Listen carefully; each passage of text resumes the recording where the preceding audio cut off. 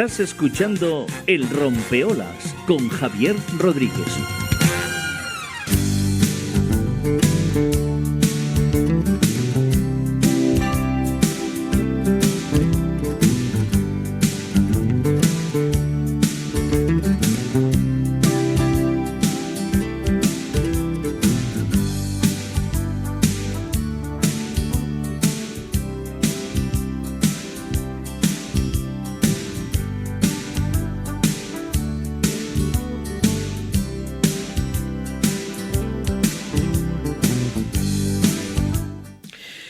Bueno, seguimos adelante. Vamos a hablar ahora de lecciones de vida, ¿no? Yo creo que lecciones de vida las estamos aplicando prácticamente de que nos levantamos hasta que nos acostamos, ¿no?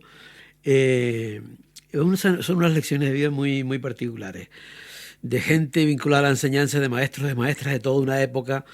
Y ahora nos lo comentará uno de esos autores, Luis Feliciano, que es profesor jubilado de la Universidad de La Laguna. Este libro se presentaba la semana pasada y yo creo que recoge muchísimas historias de tantos y de tantos maestros y maestras que han estado pues a lo largo y ancho de la geografía canaria. Vamos a ver lo que nos cuenta Luis y cómo ha logrado formar todas estas historias. Luis, buenos días. Hola, buenos días Javier, buenos días a todos los escuchantes del Rompeolas, ¿qué tal? Buenos días, muy bien, muy bien. Con ganas de escucharte esas historias y esas lecciones de vida, a ver si aprendemos. Sí, bueno, antes de nada que, bueno, yo, como has dicho tú, yo soy uno de los autores y también la maestra de Educación Infantil y Primaria, Victoria Cruz Núñez. Sí. Pues nada, el libro Lecciones de Vida surgió a raíz de un proyecto que llevábamos los dos, fotografiando escuelas antiguas tanto de Tenerife como de La Gomera, El Hierro y La Palma. Entonces fuimos haciendo un catálogo para hacer en el futuro una exposición sobre escuelas antiguas. Pero claro, la idea fue que las escuelas en sí son edificios antiguos, pero no te dicen nada.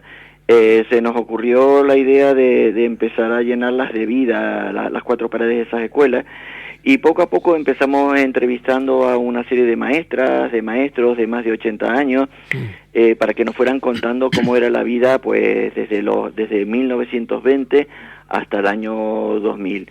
Y bueno, sobre todo maestros que lucharon por dignificar la educación pública en Canarias, por hacer otro tipo de educación en Canarias, que no es la que se asocia normalmente a los maestros antiguos de las escuelas antiguas de aquí, de nuestra comunidad autónoma. Uh-huh. Y mira, una cosa, ¿se basan entonces en esa etapa, digamos, de 1920 al año 2000? Sí, bueno, está dividido en cuatro etapas. Hay entrevistas para tanto de maestros entre 1920 y 1940, maestros entre 1940 y 1960, 1960 a 80, y después obviamente el grupo más fuerte es entre 1980 y 2000. Y lo que tienen en común todos ellos es, pues eso, el afán por innovar, el tipo de relación que mantenían con sus alumnos, pues toda una serie de cuestiones que hacen que sus alumnos todavía hoy en día los sigan recordando a pesar de haber pasado tantísimo tiempo. Increíble. ¿Y quién, no solamente en esa etapa, ¿no? Pero quién, es que todos nos acordamos de los nuestros, ¿no? Tú sí, me imagino que te habrás acordado de los tuyos, ¿no? Siempre tenemos alguno, ¿no? O sea, que nos marcó supuesto, de alguna manera, ¿no? De hecho, nosotros de la zona del sur de Tenerife tenemos a Doña María, que estuvo dando clases en Fania, en La Sombrera y en Sabina Alta. Uh-huh. Tenemos a Doña Isidora, que estuvo dando clases en El Bueno, a Carmen Rosa, que fue una de las grandes luchadoras por la educación pública en La Cumbrita, en Alcalá. Tenemos también a Nieves, que trabajó en la enseñanza de adultos en Tajao, en Arico.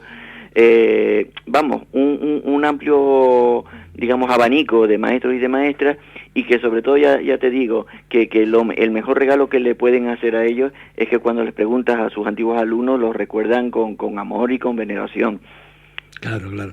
Estoy mirando aquí algunos, en un apartado, por ejemplo, de Lusa, de Garafía. Era muy joven, dice, era muy joven, Sí. sin experiencia, me veía sola.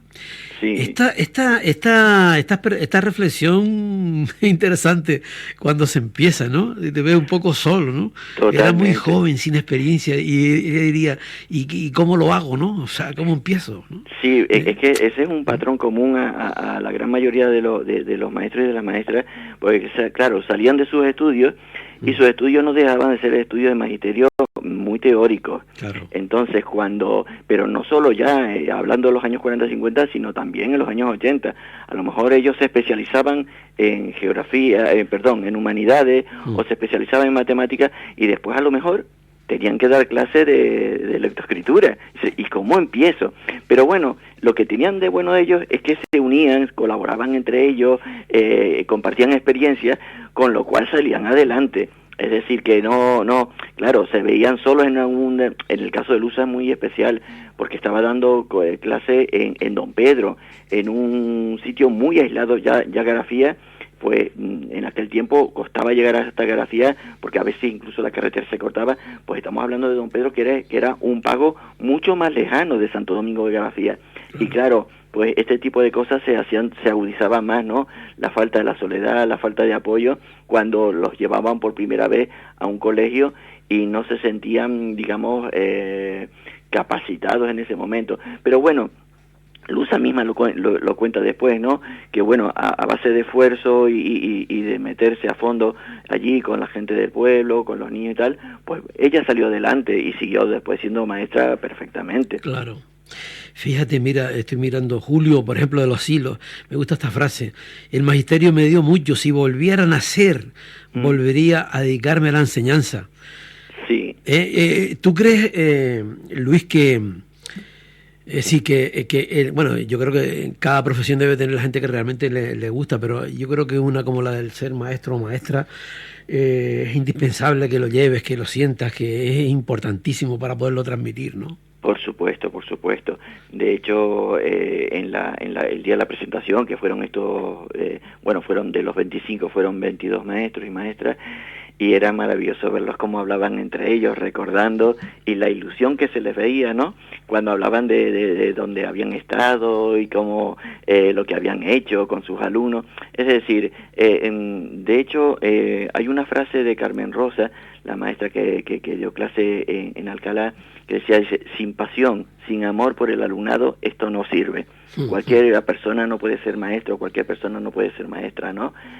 Entonces, esas cosas te llegan al corazón. Claro, Para mí me llegó al corazón, no solo con Carmen Rosa, con Julio y con tantos otros que en el libro hablan de eso, de que si no sientes lo que estás haciendo, pues puede ser un maestro, puede ser una maestra, pero un maestro que en realidad no transmite a su alumnado el amor por saber, el amor por aprender, por conocer, por estar al tanto de las cosas que pasan el día a día. Entonces, claro, estos son ejemplos concretos de maestros y maestras que pusieron todo lo que cabía de sí por su alumnado, no solo por su alumnado, sino también por la familia del alumnado e incluso, en muchos casos, por el pueblo donde estaba la escuela. Claro. ¿Tú crees que entre todos los que viste ahí, todos tienen más o menos el mismo factor común? Quiero decirte, digamos, claro, era una etapa, fueron etapas, pero todos tenían más o menos la misma mentalidad, el mismo motor, las ganas, todo eso. Que ahora otras generaciones dicen que ya no, que ya el mundo cambió y ahora es diferente, ¿no? Pero en esa época, todos respiraban un poco la misma historia. Absolutamente. Se va viendo, digamos, el patrón por las cuatro etapas en las que hemos dividido el libro, y entonces, por lo menos las personas a las que hemos entrevistado se caracterizan por esa curiosidad, por estar al día, por innovar, por no hacer de la enseñanza una cosa mecánica, sino siempre su pasión por ligar el medio en el que estaba la escuela con lo que estaban aprendiendo los niños, siempre haciendo cosas nuevas, siempre experimentando, porque claro, la enseñanza si haces la enseñanza una cosa monótona, todos los años lo mismo, pues el alumnado, quieras o no, no conecta con la escuela.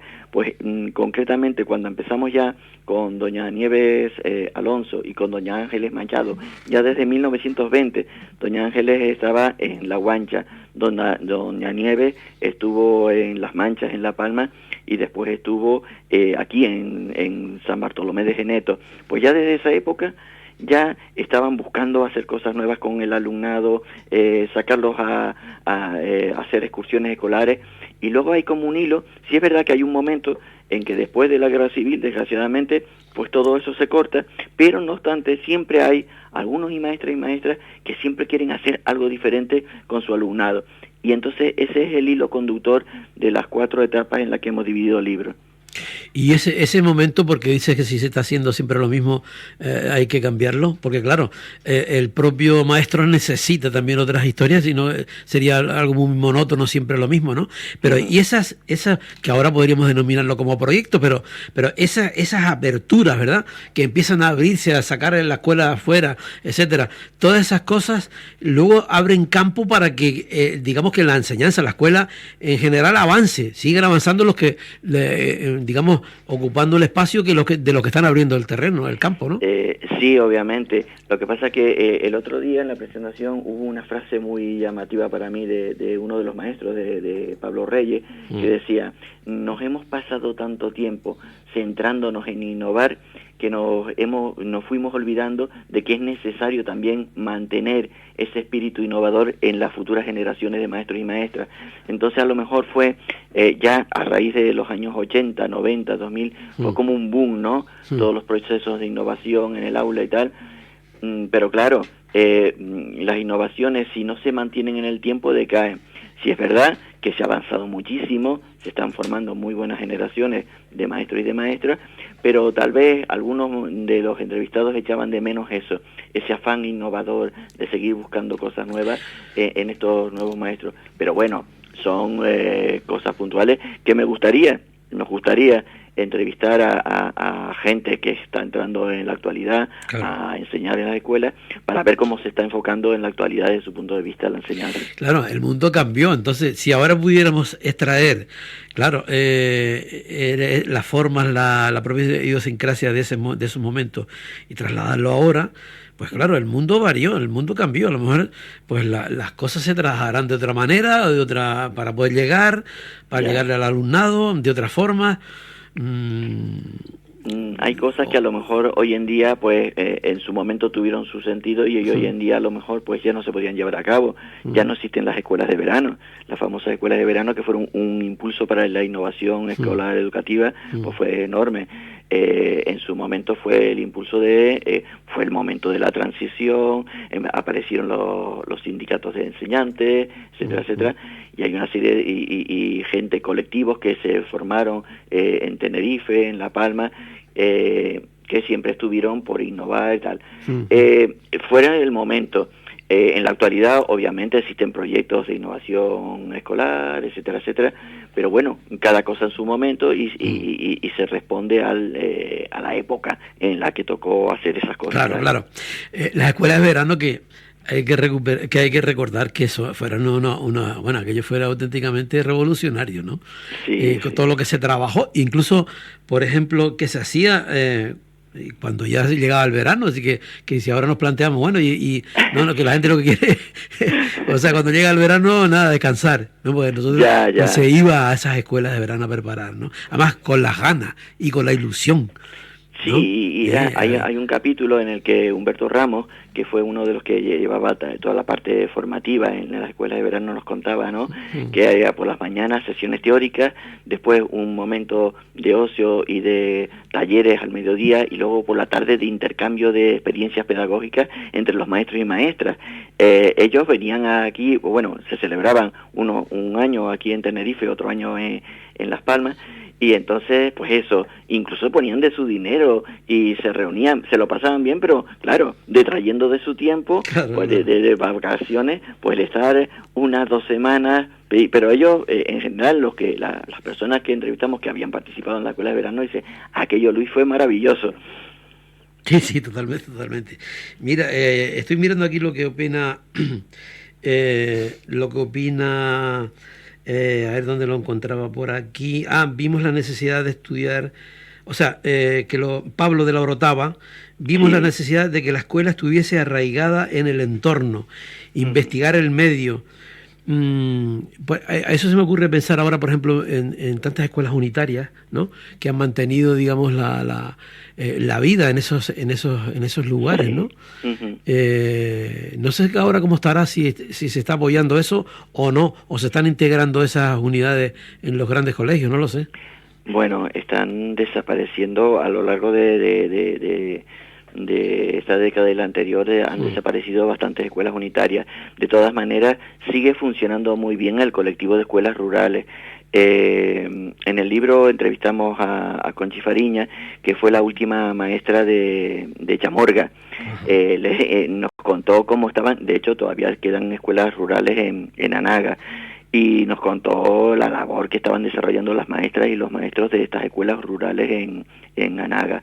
También tengo un compañero que estudió conmigo bachillerato en el Alonso Pérez Díaz en Santa Cruz La Palma, Álvaro Martín Corujo, Mm. que bueno, que yo, para mí es que ha llevado durante años y años el tema de las escuelas unitarias en las zonas rurales. Sigue existiendo, y hay un gran, digamos, movimiento a favor de que estas escuelas se mantengan, porque claro, no es lo mismo, hombre, no es lo mismo trasladar a los niños de sus núcleos a escuelas grandes, que poder estar en su medio, aprendiendo en su contexto, con su gente, con sus vecinos, etcétera, etcétera. Pero claro, entra también en parte la parte económica. Dice, bueno, ¿para qué vamos a mantener aquí una escuela con 3, 4 niños? Si lo mejor es cogerlos y llevarlos a esta escuela que está a 10 kilómetros, etcétera. Pero bueno, Sí, pero hay que mantener esos 4 o 5 niños significa mantener la vida en ese claro, lugar. Si no, sí, desaparecerá. Es que está clarísimo, ¿no? sí. De hecho, en Anaga, que es donde yo más he estado pues haciendo cosas así también de entrevistas y visitando a las antiguas escuelas, pues en Anaga han desaparecido la escuela de Aful, la escuela de Chamorga, la escuela del Batán, No. persiste las Carboneras y persiste también la escuela de Roque Negro, por ejemplo, pero muchas otras han ido desapareciendo, porque ya la gente ha ido emigrando, porque los niños, pues las familias a lo mejor querían que los niños fuesen a otro sitio, o la misma consejería dijo, pues mire, para mantener a esta escuela, pues no es posible con solo 2, 3 niños, y claro, cuando las escuelas desaparecen, pues claro, la población va menguando, porque los niños también, los padres, se les hace muy duro llevar a los niños tan lejos para ir a la escuela, pues ese tipo de cuestiones. Claro, claro, claro. De hecho, tenemos una historia muy interesante Sí. de don Juan de Vera, que el hijo, que fue el entrevistado, pues ya desgraciadamente falleció, nos decía ese Luis Victoria, donde no hay iglesia, no hay escuela, y era en la zona de la degollada de la fortaleza en Anaga. Entonces, pero era ya hablando de los años 50, había unos 70 niños, pero como era una zona tan aislada, pues no había escuela. Y entonces don Juan lo que hacía era, él iba a trabajar desde arriba, desde cerca de Catalanes, bajaba todos los días al muelle Santa Cruz a trabajar como obrero allí de la construcción, y después cuando regresaba a las 10 de la noche cogía a todos los niños que querían y les daba clase de 10 a 11 de la noche a la luz de una vela. Y entonces dijo, bueno, pero porque quería que los niños aprendieran, pero claro, cuando él se fue, las familias también se fueron yendo, porque es una zona, pues una zona bastante aislada, todavía queda el núcleo Catalanes, pero claro, la gente se fue y ahora prácticamente aquello ya está deshabitado.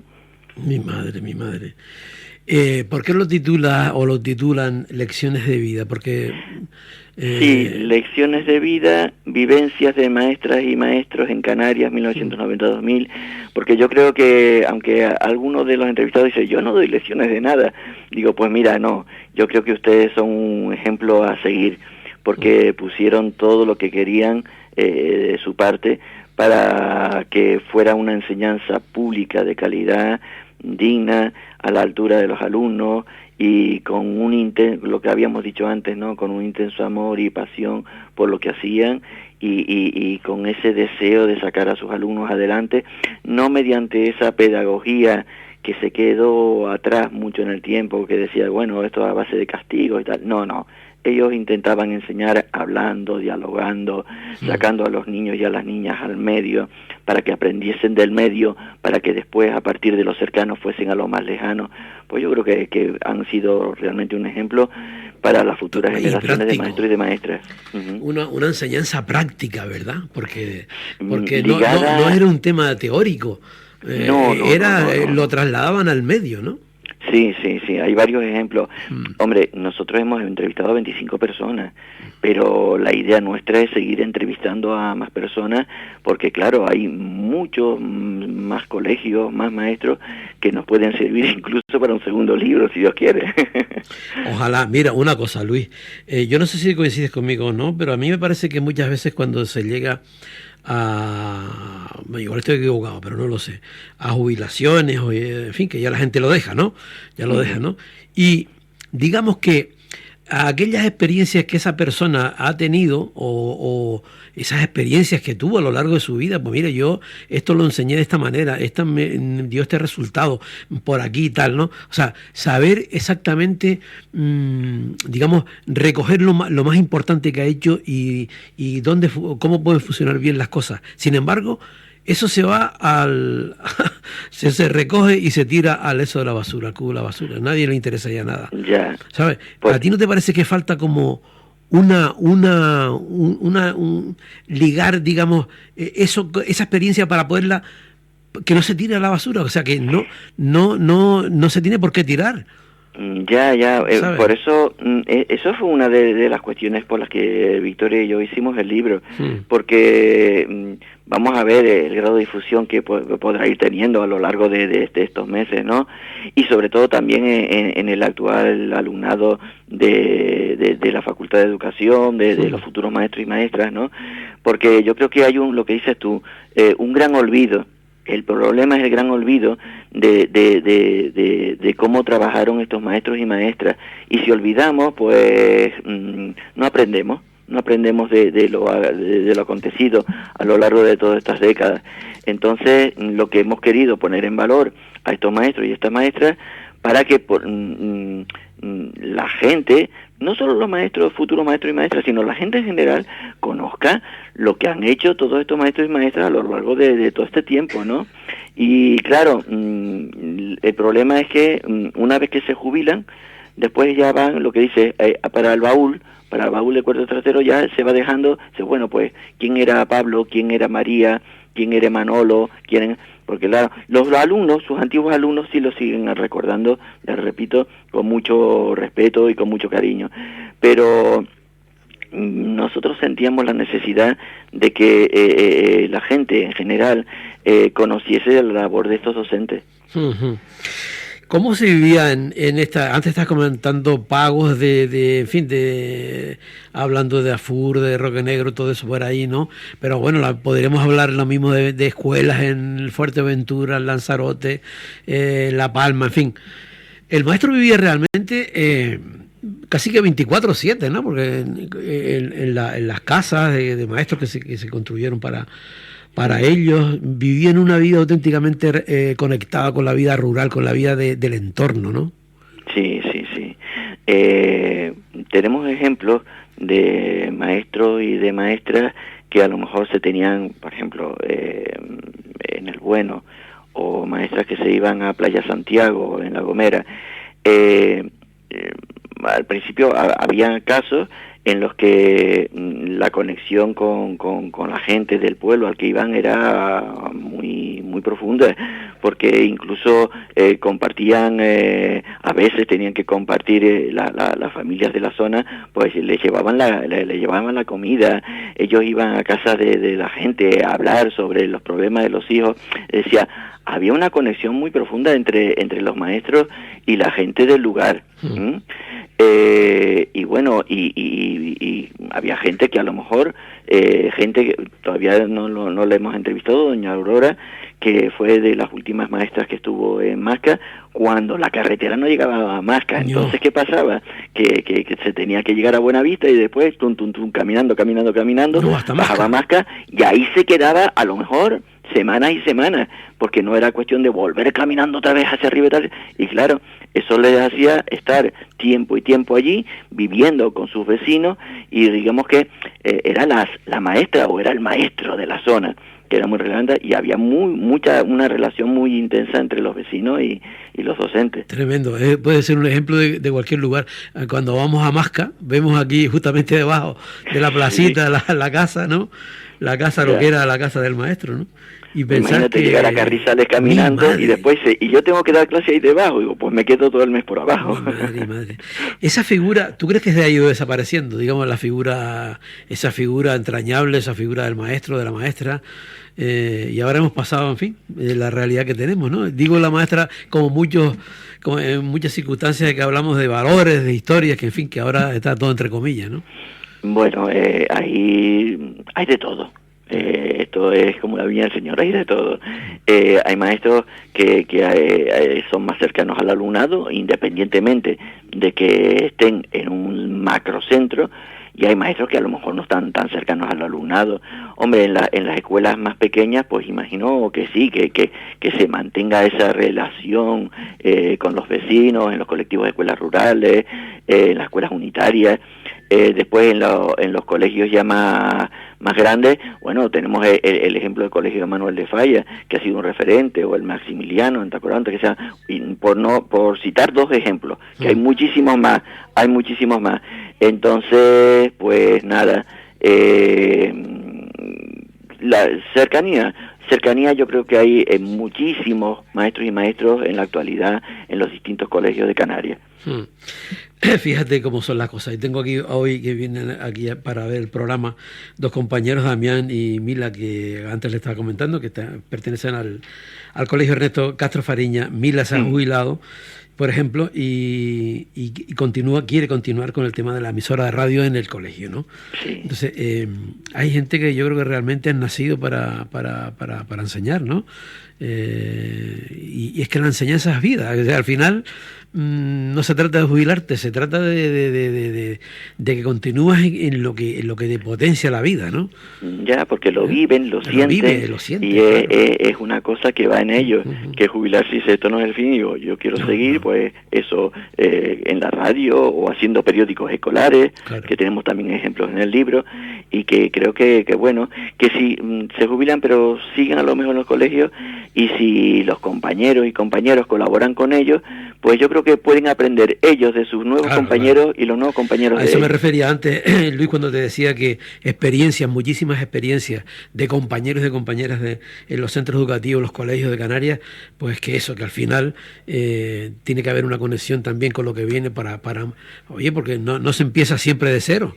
Efectivamente. ¿Sabes? Que de algo, oye, pues iba a partir de esta realidad que a ti te funcionó muy bien y a lo mejor esto funciona bien, ¿no? O sea, aprovechar un poco. Oye, Luis, pues saludos a tu compañera también. A Victoria. Sí. Me agrada haber estado has estado con nosotros aquí en el programa. Te has escuchado en toda Canarias, con lo cual, pues, eso es importante, ¿no? Supongo yo también la difusión. Y aquí nos tienes cuando quieras sacar algo del libro, o si quieres, o si vas a continuar con cualquier cosa, ya sabes. Vale, un placer hablar contigo y saludos a todos los escuchantes. Vale, venga, un abrazo. Hasta luego. Adiós, chao. Bueno, pues nada, pues nos vamos con otra perrita musical.